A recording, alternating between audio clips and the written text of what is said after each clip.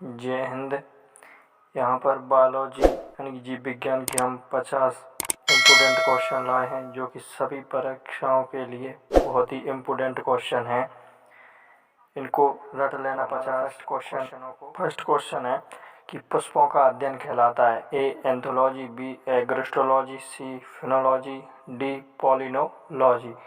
तो हमारा correct answer हो जाएगा एंथोलॉजी, यानी कि ए आपका करेक्ट आंसर हो जाएगा। एंथोलॉजी है जो पुष्पों का अध्ययन कहलाता है, ए एंथोलॉजी। नेक्स्ट है वह पौधा जो नए संसार से पुराने संसार में लाया गया है। ऑप्शन है ए ईख, बी चावल, सी गेहूँ, डी आलू। आपका राइट आंसर हो जाएगा आलू, यानी कि ऑप्शन नंबर डी आपका करेक्ट आंसर हो जाएगा। वह पौधा जो नए संसार से पुराने संसार में लाया गया है, तो कौन सा लाया गया है? आलू। राइट आंसर हो जाएगा। नेक्स्ट क्वेश्चन है भोजन का ऊर्जा में परिवर्तन कोशिका के किस भाग में होता है? ए केंद्रक, बी क्लोरोप्लास्ट, सी राइबोसोम, डी माइटोकॉन्ड्रिया। तो ऑप्शन नंबर डी आपका करेक्ट आंसर हो जाएगा, यानी कि माइटोकॉन्ड्रिया में भोजन का ऊर्जा में परिवर्तन कोशिका के किस भाग में होता है? तो माइटोकॉन्ड्रिया में होता है भोजन का ऊर्जा में परिवर्तन। ठीक है, क्योंकि बहुत अधिक मात्रा में माइटोकॉन्ड्रिया में ऊर्जा जो है वो किस रूप में निकलती है? एटीपी के रूप में। ठीक है, किस रूप में निकलती है? एटीपी के रूप में। नेक्स्ट क्वेश्चन है एक पादप कोशिका जंतु कोशिका से अनुपस्थिति में भिन्न होती है। ए सेंट्रियोल्स, बी राइबोसोम, सी माइटोकॉन्ड्रिया, डी केंद्रक। तो आपका राइट आंसर हो जाएगा ऑप्शन नंबर ए, यानी कि सेंट्रियोल्स आपका करेक्ट आंसर हो जाएगा कि एक पादप कोशिका जंतु कोशिका से अनुपस्थिति में भिन्न होती है, तो सेंट्रियोल्स आपका राइट आंसर हो जाएगा। नेक्स्ट क्वेश्चन है प्रोटीन संश्लेषण कहाँ पर होता है? तो प्रोटीन जो संश्लेषण होता है ए गोल्जी कॉय, बी राइबोसोम, सी माइटोकॉन्ड्रिया, डी सेंट्रोसोम। तो आपका राइट आंसर हो जाएगा राइबोसोम, यानी कि बी आपका करेक्ट आंसर हो जाएगा। प्रोटीन का संश्लेषण कहाँ पर होता है? राइबोसोम में। ध्यान रखना, प्रोटीन राइबोसोम से ही प्रोटीन की मात्रा उत्पन्न होती है। ठीक है। नेक्स्ट क्वेश्चन है निम्न में कौन सबसे बड़ा कोशिकांग है? ए गुणसूत्र, बी माइटोकॉन्ड्रिया, सी गोल्जी कॉय, डी प्लास्टिड। तो आपका लास्ट जो आंसर है ऑप्शन नंबर डी, ये करेक्ट आंसर हो जाएगा लास्ट, यानी कि प्लास्टिड आपका राइट आंसर है। नेक्स्ट क्वेश्चन है आलू में खाने योग्य भाग होता है? ए तना, बी कलिका, सी जड़, या डी फल। तो ए तना आपका राइट आंसर हो जाएगा। ठीक है, आलू में जो खाने योग्य भाग होता है वो उसका तना होता है आलू का। ठीक है, ये राइट आंसर हो जाएगा option number A. Next question है फूल गोभी में खाने योग्य भाग है? ए फल, बी पुष्पक्रम, सी वृक्ष, या डी कलिका। आपका राइट आंसर हो जाएगा पुष्पक्रम, यानी कि ऑप्शन नंबर बी आपका करेक्ट आंसर है। ठीक है, यानी कि फूल गोभी में खाने योग्य जो भाग है वो कौन सा है? पुष्पक्रम है। नेक्स्ट क्वेश्चन है पूर्ण पुष्प में पाया जाता है? ए पुमंग एवं जयांग, बी चारों चक्र, सी बृहदल और दल, डी दल पुमंग और जयांग। तो आपका आंसर हो जाएगा सभी चारों चक्र, यानी कि बी आपका करेक्ट आंसर हो जाएगा। नेक्स्ट क्वेश्चन है उभयलिंगी पुष्प पाया जाता है? ए पुमंग एवं जयांग, बी बृहदलपुंज एवं दलपुंज, सी दलपुंज एवं पुमंग, डी बृहदलपुंज एवं जयांग। तो आपका राइट आंसर हो जाएगा पुमंग और जयांग, यानी कि ऑप्शन नंबर ए आपका राइट आंसर हो जाएगा। ठीक है, पुमांग एवं जयांग उभयलिंगी पुरुष में पाया जाता है, तो पुमांग एवं जयांग में पाया जाता है। इसी के साथ नेक्स्ट क्वेश्चन है, पके आम में खाने योग्य भाग है। पका जो आम होता है दोस्तों वो खाने योग्य भाग है, तो वह फलबीती, बी मध्य फलबीती, सी फलबीती और डी अंतः फलबीती। तो आपका राइट आंसर हो जाएगा मध्य फलबीती, यानी कि ऑप्शन नंबर बी आपका करेक्ट आंसर हो जाएगा। पके आम में खाने योग्य जो भाग होता है वो कौन सा होता है, मध्य फलबीती आपका राइट आंसर हो जाएगा। नेक्स्ट क्वेश्चन है हमारा, विषाणु में अनुवांशिक पदार्थ होता है। ऑप्शन है केवल डीएनए में, बी केवल आरएनए में, डीएनए और आरएनए दोनों में, डी डीएनए या आरएनए में। तो मैं आपकी जानकारी के लिए बता दूं, विषाणु में जो अनुवांशिकी पदार्थ होता है वो केवल डीएनए से ही नहीं होता है और केवल आरएनए से भी नहीं होता है, और ऑप्शन नंबर सी भी गलत है, क्योंकि डीएनए और आरएनए ये दोनों नहीं रह सकते विषाणु में, तो ये भी गलत है। तो ये तीनों आपके ऑप्शन गलत हो जाएंगे कि केवल डीएनए भी नहीं होता है, केवल आरएनए भी नहीं होता है, और दोनों एक साथ नहीं हो सकते विषाणु में अनुवांशिक पदार्थ में। ठीक है, ऑप्शन नंबर डी आपका राइट आंसर है, क्योंकि डीएनए या आरएनए हो सकता है, एक हो सकता है डीएनए भी या फिर आरएनए भी। तो विषाणु में अनुवांशिक पदार्थ होता है तो डीएनए या आरएनए एक कोई हो सकता है इनमें से, तो ऑप्शन नंबर डी आपका करेक्ट आंसर हो जाएगा। नेक्स्ट क्वेश्चन है कि जीवाणु पादप माने जाते हैं क्योंकि वे गति नहीं करते, बी उनमें दृढ़ कोशिका भित्ति होती है, सी उनमें क्लोरोफिल पाए जाते हैं, या डी उपर्युक्त में से कोई नहीं। आपका करेक्ट आंसर हो जाएगा ऑप्शन नंबर बी, उनमें दृढ़ कोशिका भित्ति होती है, ये आपका राइट आंसर हो जाएगा, यानी कि ऑप्शन नंबर बी जीवाणु पादप माने जाते हैं क्योंकि उनमें दृढ़ कोशिका भित्ति होती है। इसी के साथ नेक्स्ट क्वेश्चन कि सर्वप्रथम जीवाणु की खोज की थी, ये बहुत ही इम्पोर्टेंट क्वेश्चन है। A Antonie van Leeuwenhoek, B Robert Koch ने, सी मेयर ने, डी पाश्चर ने। तो आपका राइट आंसर हो जाएगा ऑप्शन नंबर ए, यानी कि एंटोनी वॉन ल्यूवेनहॉक ने सर्वप्रथम जीवाणु की खोज की थी।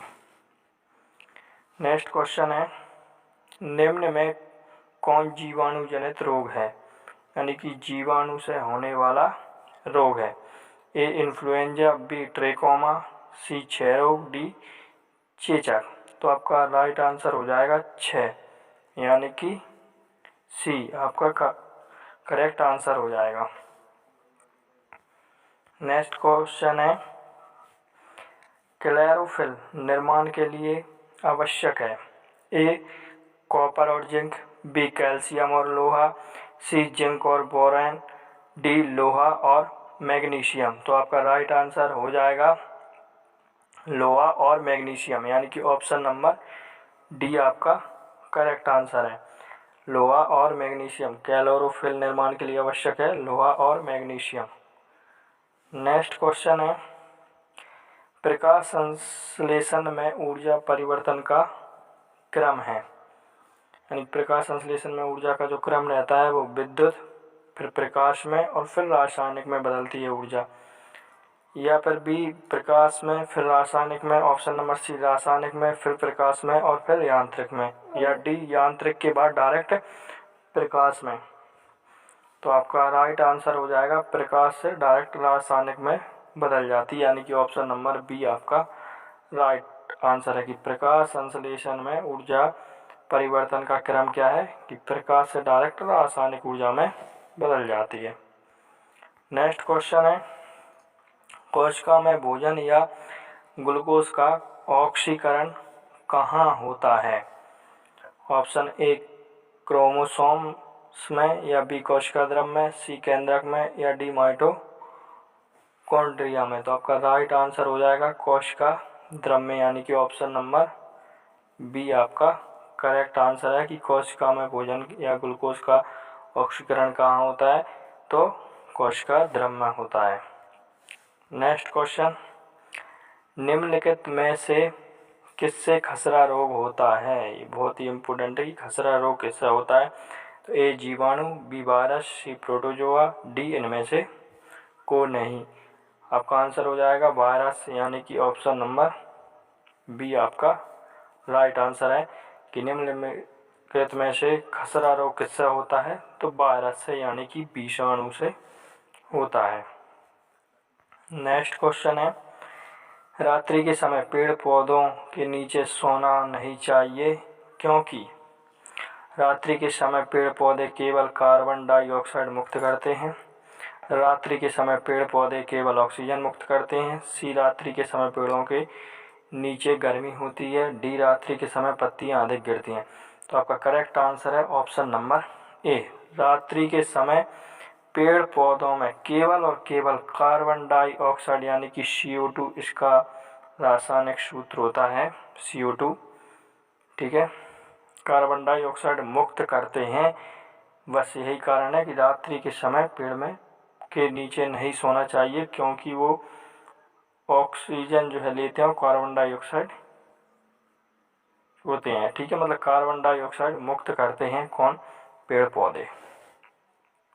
नेक्स्ट क्वेश्चन है, विटामिन शब्द किसने दिया? ए मेंडल, बी लुई पाश्चर, सी फंक, डी सिंक्लेयर। तो आपका राइट आंसर हो जाएगा ऑप्शन नंबर सी, यानी कि फंक ने विटामिन की खोज की थी। ये आपका राइट आंसर है, ठीक है। नेक्स्ट क्वेश्चन है, किस विटामिन की कमी होने पर घाव से रक्त बहना बंद नहीं होता है? मतलब जो खून होता है वो बहना बंद नहीं होता है यदि विटामिन के, यानी कि बे आपका राइट आंसर है। विटामिन के की कमी होने पर यदि आपको कहीं घाव हो जाता है तो उसका खून बहना बंद नहीं होता है, ठीक है। नेक्स्ट क्वेश्चन है, वह पौधा जो ऑक्सीजन की अनुपस्थिति में शोषण कर सकता है? ए गुलाब, बी कैलोरेला, सी फाइकस, डी आलू। तो आपका जो राइट आंसर हो जाएगा कैलोरेला, यानी कि ऑप्शन नंबर बी आपका करेक्ट आंसर हो जाएगा। वह पौधा जो ऑक्सीजन की अनुपस्थिति में शोषण कर सकता है तो वह कैलोरेला। नेक्स्ट क्वेश्चन है कि वह गैस जो वायुमंडलीय प्रदूषक मानी जाती है, यानी कि वायुमंडल में प्रदूषण सबसे ज़्यादा करती है, तो वो है कौन सी? A sulphur dioxide, B oxygen, C ozone, D nitrogen. तो आपका राइट आंसर हो जाएगा सल्फर डाइऑक्साइड। इसका रासायनिक जो सूत्र होता है SO2, ठीक है, SO2 होता है इसका सूत्र। इसे सल्फर डाइऑक्साइड कहते हैं। ये एक ऐसी गैस होती है जो वायुमंडल में सबसे ज़्यादा प्रदूषण करती है, सल्फर डाइऑक्साइड गैस। क्वेश्चन है नेक्स्ट कि सामान्य मनुष्य का रक्तदाब होता है। सामान्य मनुष्य का जो दोस्तों रक्तदाब होता है, ए 80 से 120, बी 100 से 150, सी 90 से 140, डी 150 से 200 तक। तो आपका राइट आंसर हो जाएगा ऑप्शन नंबर ए 80 से 120 आपका करेक्ट आंसर हो जाएगा, क्योंकि मनुष्य का जो रक्तदाब होता है, यानी कि ब्लड प्रेशर नॉर्मल होता है 80 से 120। 120 से ज़्यादा हो जाने पर चक्कर की स्थिति होती है, और 80 से नीचे जैसे ही 80 से नीचे होता है तो बार बार बेहोशी आने की संभावना बढ़ जाती है। तो नॉर्मल जो ब्लड प्रेशर होता है, रक्तदाब, वो 80 से 120 होना चाहिए, नॉर्मल रहता है मनुष्य का रक्तदाब।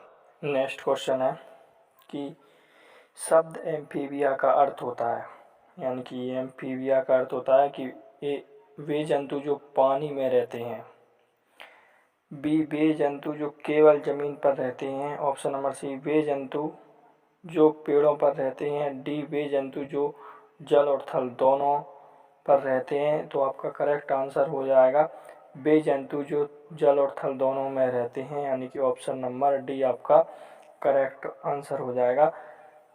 जल यानी पानी पर रहते हैं, ठीक है, और थल यानी मिट्टी क्या होती है दोस्तों?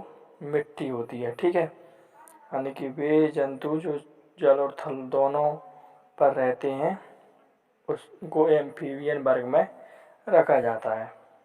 नेक्स्ट क्वेश्चन है कि डायबिटीज के रोगी के शरीर का कौन सा अंग सही ढंग से कार्य नहीं करता है? ए हृदय, बी मस्तिष्क, सी अग्नाशय या डी यकृत। यकृत को लीवर कहते हैं। तो जो आपका राइट आंसर हो जाएगा तो अग्नाशय हो जाएगा, यानी कि ऑप्शन नंबर सी आपका करेक्ट आंसर है। अग्नाशय जो है डायबिटीज के रोगी के शरीर का कौन सा अंग सही ढंग से कार्य नहीं करता है? तो अग्नाशय नहीं करता है।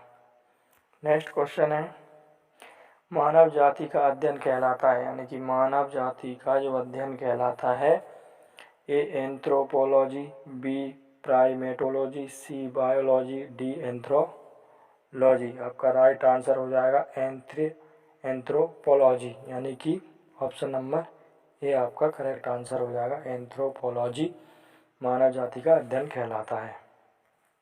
नेक्स्ट क्वेश्चन है हमारी जीभ का वह भाग जो मीठा स्वाद बताता है, ए पार्श्व भाग, बी अग्रभाग, सी मध्य भाग, डी पश्च भाग। तो आपका राइट आंसर हो जाएगा अग्रभाग, यानी कि ऑप्शन नंबर बी आपका करेक्ट आंसर हो जाएगा, क्योंकि अग्रभाग ही बताता है। जैसे ही अपन भोजन को मुख गुहा में रखते हैं तो अग्र वाला भाग में ही हमको स्वाद का पता पड़ जाता है कि भोजन कैसा है स्वाद में। ठीक है, अच्छा है बुरा है, तो अग्र वाला भाग ही हमको संकेत दे देता है कि मीठा है या कैसा बना है।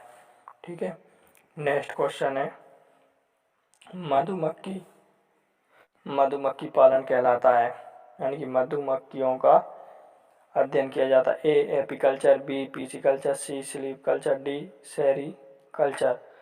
आपका राइट आंसर हो जाएगा एपीकल्चर, यानी कि ऑप्शन नंबर ए आपका करेक्ट आंसर है। मधुमक्खी का अध्ययन किया जाता है एपीकल्चर से। नेक्स्ट है विषैले सर्पों में विष ग्रंथि परिवर्तित होती है, ए यकृत ग्रंथि से, बी पीयूष ग्रंथि से, सी लार ग्रंथि से, डी उपर्युक्त सभी से। आपका राइट आंसर हो जाएगा लार ग्रंथि से, यानी कि ऑप्शन नंबर सी आपका करेक्ट आंसर हो जाएगा, क्योंकि विषैले सर्पों में विष ग्रंथि परिवर्तित होती है तो लार ग्रंथि से होती है। करेक्ट आंसर सी हो जाएगा। नेक्स्ट क्वेश्चन है सर्वप्रथम रक्त परिवहन तंत्र किसने अध्ययन किया था? मतलब रक्त परिवहन तंत्र का किसने अध्ययन किया था? ए लैंडस्टीनर, बी कॉर्नबर्ग ने, सी ब्राउन ने, डी विलियम हार्वे ने। तो आपका राइट आंसर हो जाएगा विलियम हार्वे, यानी कि ऑप्शन नंबर डी आपका करेक्ट आंसर हो जाएगा। विलियम हार्वे ने रक्त परिवहन तंत्र की खोज की थी।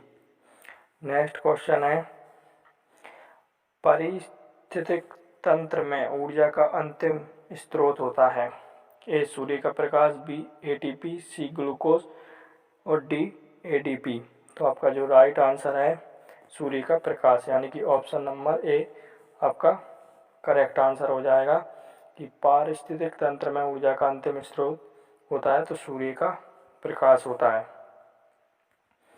नेक्स्ट क्वेश्चन है निम्न में से कौन सी कोशिका में माइटोकॉन्ड्रिया तथा केंद्रक नहीं होते? ए बैक्टीरिया, बी प्रोटोजोआ, सी स्तनधारी, डी शैवाल। आपका राइट आंसर हो जाएगा बैक्टीरिया, यानी कि जीवाणु, यानी कि ऑप्शन नंबर ये आपका करेक्ट आंसर हो जाएगा। निम्न में कौन सी कोशिका में माइटोकॉन्ड्रिया व केंद्रक नहीं होते हैं? तो वो कोशिका है जीवाणु कोशिका, यानी कि उसमें क्या होता है माइटोकॉन्ड्रिया और केंद्रक नहीं होते हैं बैक्टीरिया में, यानी कि जीवाणु में। नेक्स्ट क्वेश्चन है बैक्टीरिया फेज क्या है? ए बैक्टीरिया कोशिका का भाग, या बी पौधों की कोशिका का परजीवी बैक्टीरिया, सी बैक्टीरिया का परजीवी वायरस, या डी जंतु कोशिका का परजीवी बैक्टीरिया।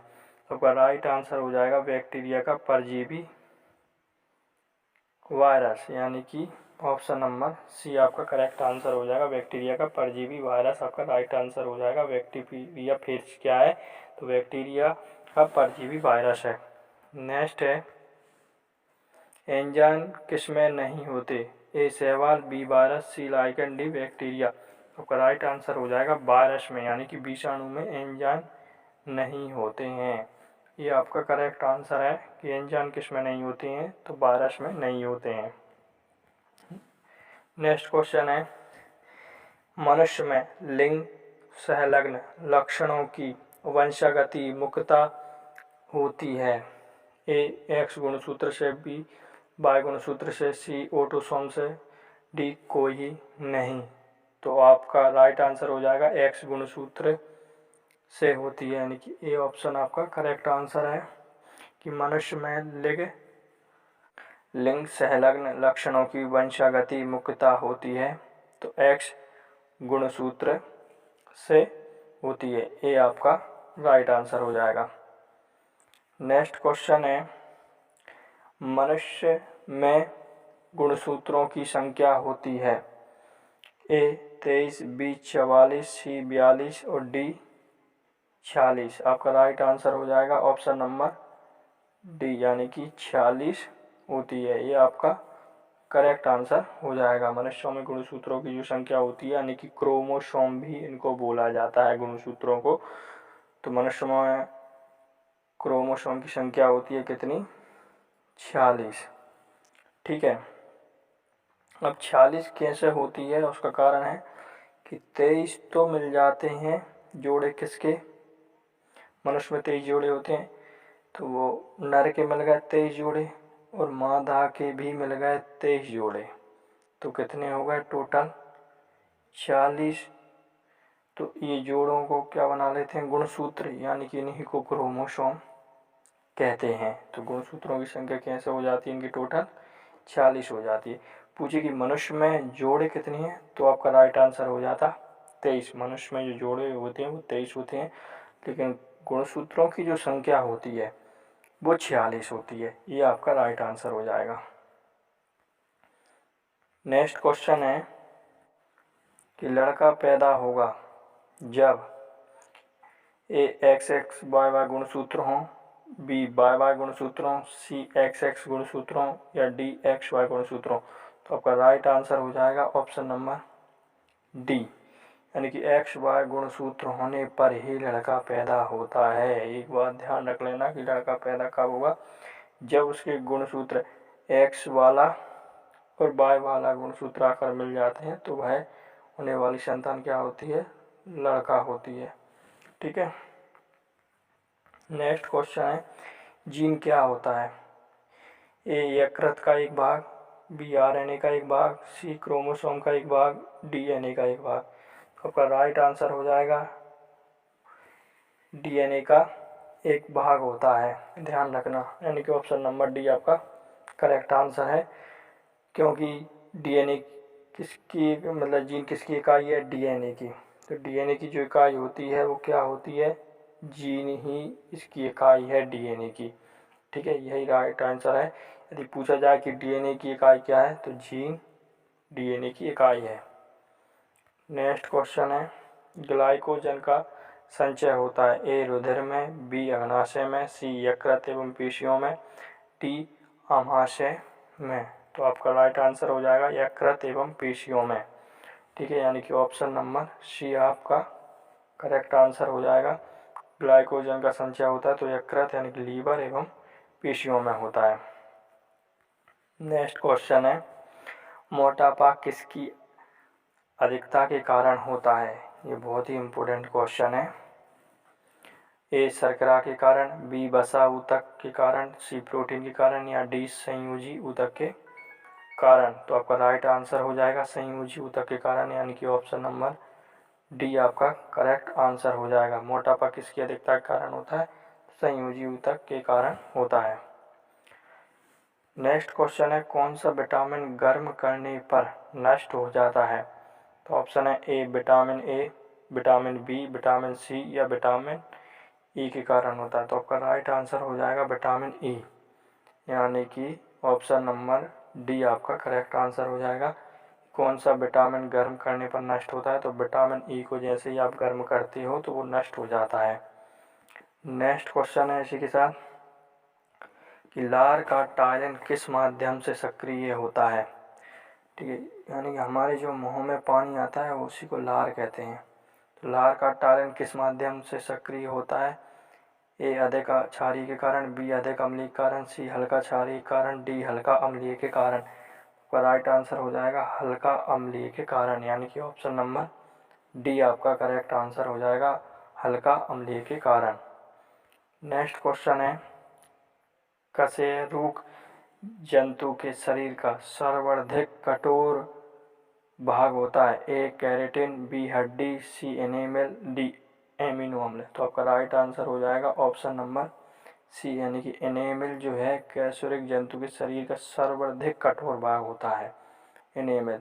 ठीक है, ये आपका राइट आंसर हो जाएगा, एनिमल। ध्यान रखना, बहुत ही इम्पोर्टेंट क्वेश्चन है। नेक्स्ट क्वेश्चन है, शोषण केंद्र कहाँ स्थित होता है। ए प्रमस्तिष्क में, बी सेरेब्रम में, सी मेडुला में, डी फेफड़ा में। तो आपका जो राइट आंसर हो जाएगा मेडुला हो जाएगा, यानी कि ऑप्शन नंबर सी आपका करेक्ट आंसर हो जाएगा, यानी कि मेडुला आपका राइट आंसर हो जाएगा। नेक्स्ट क्वेश्चन है, दूध का दही में परिवर्तन किसके कारण होता है। यानी कि जो दूध होता है वो जब दही में बदलता है तो वो किसके कारण बदलता है। ए बैक्टीरिया द्वारा, बी कवक द्वारा, सी विटामिन द्वारा, डी एंजाइम द्वारा। तो आपका राइट आंसर हो जाएगा बैक्टीरिया द्वारा, यानी कि ऑप्शन नंबर ए, बैक्टीरिया द्वारा, यानी कि जीवाणु द्वारा हो जाएगा। दूध का जब दही में बदलना किसके कारण होता है, बैक्टीरिया यानी कि जीवाणु के द्वारा होता है। नेक्स्ट क्वेश्चन है, एंजाइम किससे बने होते हैं। ए एमिनो अम्ल से, बी वसा से, सी प्रोटीन से, डी कार्बोहाइड्रेट से। तो आपका राइट आंसर हो जाएगा प्रोटीन से, यानी कि जो एंजाइम, जितने भी एंजाइम होते हैं वो किसके बने होते हैं, प्रोटीन के, यानी कि ऑप्शन नंबर सी आपका राइट आंसर हो जाएगा, option number C. Next question है, मनुष्य के शरीर में सबसे अधिक तत्व कौन सा पाया जाता है। A nitrogen, B carbon, C hydrogen, D oxygen. तो आपका जो राइट आंसर है ऑक्सीजन, यानी कि ऑप्शन नंबर डी आपका करेक्ट आंसर है, यानी कि ऑक्सीजन जो है मनुष्य के शरीर में सबसे अधिक तत्व पाया जाता है। वो कौन सा तत्व पाया जाता है, तो ऑक्सीजन पाया जाता है मनुष्य के शरीर में सबसे अधिक मात्रा में। इसी के साथ नेक्स्ट और वह लास्ट क्वेश्चन है, कवक और शैवाल के परस्पर संबंध से एक नया पादप वर्ग बनता है। ए मांस, बी फर्ण, सी लाइकेन, डी ईस्ट। तो लाइकेन बनता है, ध्यान रखना, ऑप्शन नंबर सी आपका करेक्ट आंसर हो जाएगा, क्योंकि कवक जो है और शैवाल, कवक और शैवाल के मिले जुले रूप को ही अपन क्या कहते हैं, लाइकेन कहते हैं। तो कवक और शैवाल दोनों से मिलकर बना होता है ये लाइकेन। तो कवक और शैवाल के परस्पर संबंध से एक नया पादप वर्ग बनता है, तो वो कौन सा बनता है, लाइकेन बनता है। इसी के साथ हमने आपको 50 बहुत ही इम्पोर्टेंट क्वेश्चन बताए बायोलॉजी के। इसी के साथ मिलते हैं नेक्स्ट वीडियो में, तब तक के लिए जय हिंद, वंदे मातरम।